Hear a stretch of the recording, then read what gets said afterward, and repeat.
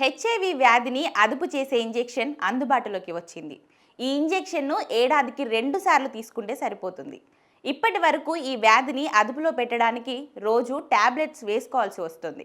దీనికి బదులు ఇంజెక్షన్ను ఆవిష్కరించడం ఆసక్తికర పరిణామమని, ఈ వ్యాధి వ్యాప్తిని నిరోధించడానికి వీలు కలుగుతుందని ఔషధ రంగ నిపుణులు పేర్కొంటున్నారు. ప్రపంచవ్యాప్తంగా చూస్తే ఏటా 13 లక్షల హెచ్ఐవి కొత్త కేసులు నమోదవుతున్న విషయాన్ని నిపుణులు గుర్తు చేస్తున్నారు. ఈ వ్యాధిగ్రస్తుల కోసం లెనకాపవిర్ అనే ఔషధ ఇంజెక్షన్ను బహుళజాతి ఔషధ సంస్థ గిలీడ్ సైన్సెస్ ఆవిష్కరించింది. దీన్ని యోజుగా అనే బ్రాండ్పై విక్రయించనుంది. హెచ్ఐవి వ్యాధి ఒకరి నుంచి మరొకరికి వ్యాప్తి చెందకుండా ఈ ఇంజెక్షన్ నిరోధిస్తుందని పెద్దలు, పిల్లలపై నిర్వహించిన పరీక్షల్లో ఈ విషయం నిర్ధారణ అయినట్టు గిలీడ్ సైన్సెస్ వెల్లడించింది. ఆఫ్రికా దేశాల్లో ఔషధ పరీక్షలు నిర్వహించగా 99.9% సమర్థత కల్పించినట్లు పేర్కొన్నారు.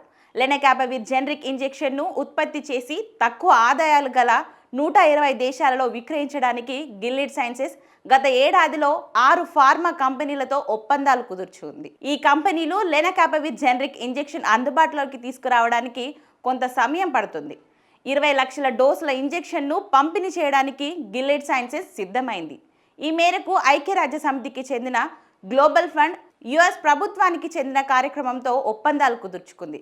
కానీ పెప్ఫర్ కార్యక్రమానికి అమెరికా అధ్యక్షుడు డొనాల్డ్ ట్రంప్ నిధుల కేటాయింపు తగ్గించారు.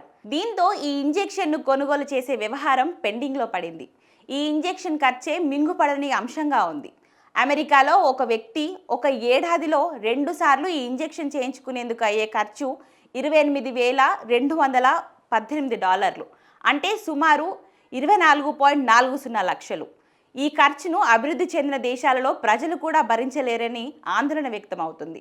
మన దేశంలో ఈ ఇంజెక్షన్ ఎప్పుడు అందుబాటులోకి వస్తుందో, దాని ధర ఎంత ఉంటుందో స్పష్టత లేదు. ఇక ఈ ఇంజెక్షన్ ధర తగ్గించేందుకు కసరత్తు చేస్తున్నట్టు గిలీడ్ సైన్సెస్ వెల్లడించింది.